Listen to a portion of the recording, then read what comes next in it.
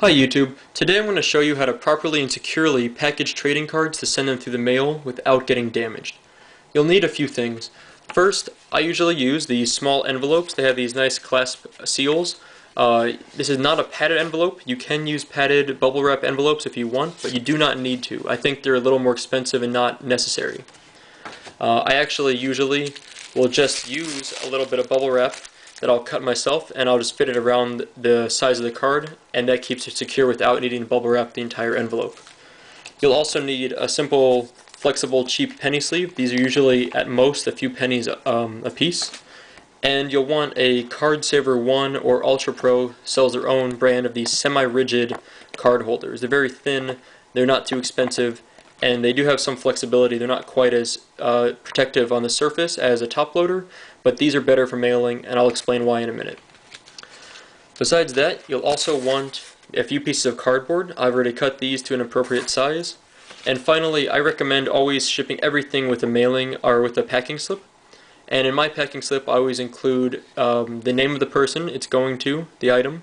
I include the name of the product, the card itself, the cost of the card, and then my contact information in case there's any problems. So you should always include that in any package you send if you're selling on eBay or wherever. It's very helpful to the buyer to know where it came from, and if there's a problem, they can easily contact you. So let's get started. For me, I'm today selling a holographic electrode. This is a Pokémon card, so I know some people do baseball cards or other trading cards, but Pokémon cards, baseball cards, it's all the same thing essentially. And so the first thing you want to do with your card is you want to make sure you put it inside that very cheap and flimsy penny sleeve. It just adds a very quick and simple layer of protection. It doesn't cost you very much. You should always do this if you're ever trading or handling any card of any value. So the next thing you want to do is very quickly you can just slide it inside of the Card Saver, the semi-rigid protective sleeve.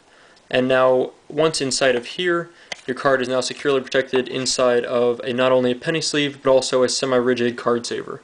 What I like about these Card Savers is that the card once inside will not slide around. It takes a lot to move them. You can shake it and the card stays still. For that reason is exactly why I recommend Card Savers as opposed to the traditional top loader, these sort of hard top loaders that a lot of people prefer. With these top loaders, I'll give you an example. Here's another Pokemon card. I've already inserted it inside of a penny sleeve. If you take this card and you put it inside of the top loader, it'll slide in. It's a little bit snug, but it eventually gets in. And one thing you'll notice is a little bit of space at the top here. Now, if I take the card and just sort of shake it around a little bit, by the end of shaking it, what ends up happening is the card is now slid down closer to the end. A little bit more shaking, and the card's almost sticking out the top. So, I know it's a bit of an exaggeration, but it's very easy for this to happen and this shifting to occur inside of a mailing, because these packages tend to get thrown around a lot, and you're going to end up with a lot of edge wear on your card. So I do not recommend ever using top loaders to mail any trading card of any value. You should always stick to these semi-rigid Card Saver 1s, or Ultra Pro sells a different brand, but same concept, just semi-rigid, keeps the card very still. Very, very, very, very helpful. So, now that you have your card protected inside of a penny sleeve, inside of a Card Saver, you want to take two pieces of cardboard. I've already cut them to about an appropriate size, and you want to put one on the back and one on the front of the card. You don't want to push too hard on this. There's no reason to. And you definitely don't want to, some people recommend using rubber bands. I do not recommend it. I think rubber bands are more likely to put a bit of extra pressure on the card. I usually will simply take the card, set it down. I just tear just a couple pieces of small tape. It doesn't take much. I would take something like this packing tape. It's hard to see it, but you know, a couple inches of it. Just kind of a little bit of it. You don't need much. And just very carefully and gently kind of secure the card on there a little.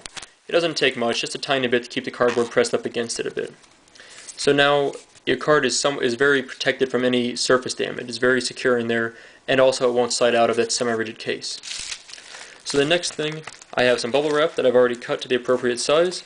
You simply want to take it, lay it in there, and just kind of wrap the bubble wrap around. You want to make sure it's at least one full layer around, and you might even want to double layer it if your card's valuable enough.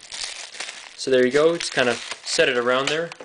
Off camera, I've got a bit of packing tape here I'm tearing. And then you just want to take that bubble wrap, take a piece of tape, and wrap it over it. Very easy. So now, sometimes you can put a little bit more on the top or bottom to make sure it doesn't slide out, but I've never had any problems with this, so I'm going to leave it as is. Finally, I usually take my packing slip and just simply wrap it around, just so it's very obvious and clear to the buyer that it's there. And then you take your clasp envelope and simply slide your package inside. The last thing you'll need to do, pinch the clasp. If you want to lick the sticky residue at the top, you can. I usually don't. Stick this down, fold the clasp down, take a little bit of tape, stick it on there, make sure it's good and secured, and then just like that, your package is pretty much ready to go. I'll usually take this front side, I'll write the label on here or stick it on here, and that's all you need. Very easy. This package will end up weighing about 2, maybe 3 ounces. You can send it first class mail through the USPS for very cheap. Usually takes me about $2, including tracking information, so it's not bad. Anyway, I hope this video was helpful, and thank you for your time.